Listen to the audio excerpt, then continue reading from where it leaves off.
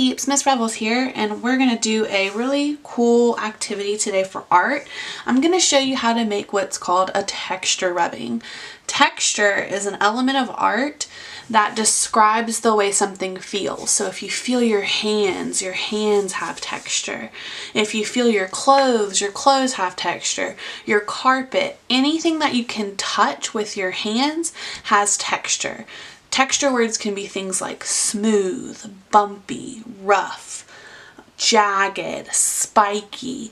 All of these really cool texture words describe the way something feels. So to make a texture rubbing, you're going to need three things. You're going to need a piece of paper, any kind of paper. You're going to need crayons or oil pastels, colored pencils, whatever kind of art material you have on hand. You can even make texture rubbings with plain pencils. I'm going to use crayons because I think they're pretty cool.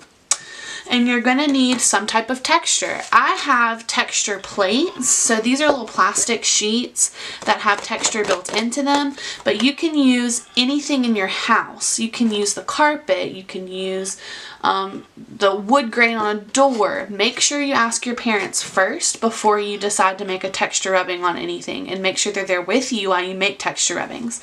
You can also make texture rubbings out of things you find outside. So like leaves and sticks and twigs. All of these really fun things can make really cool texture rubbings.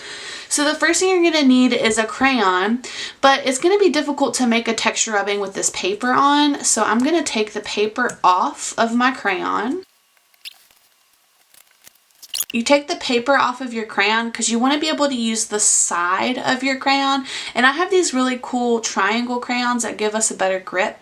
So that's going to be a little bit easier. But you're going to use the side of your crayon. So you're going to have your crayon first. Choose a type of texture. So I'm using texture plates. So what I'm going to do with this is put it underneath my paper. Okay, so my plate's underneath my paper. Then I can take my crayon, pinch it with my pinchers like this, pinch it on the side so it lays flat, and then I'm going to rub on top of my texture plate.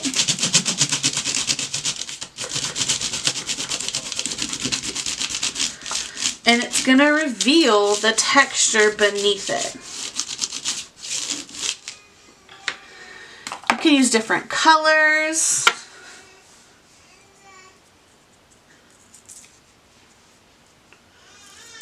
You can overlap your textures. Overlap means when one thing goes on top of or behind another. So you can overlap texture and make really cool designs.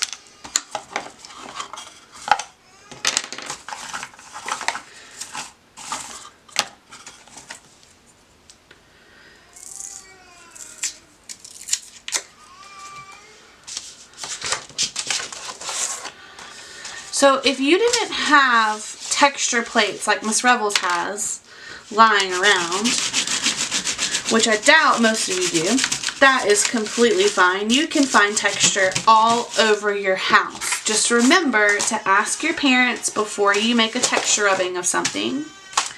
And make sure that you're staying on your paper. You don't want to go off your paper because you could mark something. So for example, if you didn't have a texture plate, you could also use something like tin foil. If you have a piece of tin foil, you can kind of crumple it up. And when you stretch it back out, it makes a really rough texture. Lay your paper on top of your tin foil and make a rubbing on top of that.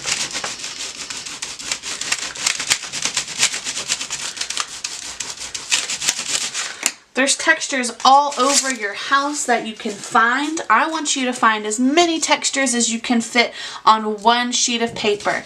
Make sure to write your name and your class code on your piece of paper so that Miss Revels knows who you are when you turn your paper back in. All right? Happy texture hunting, friends. We'll see you next time.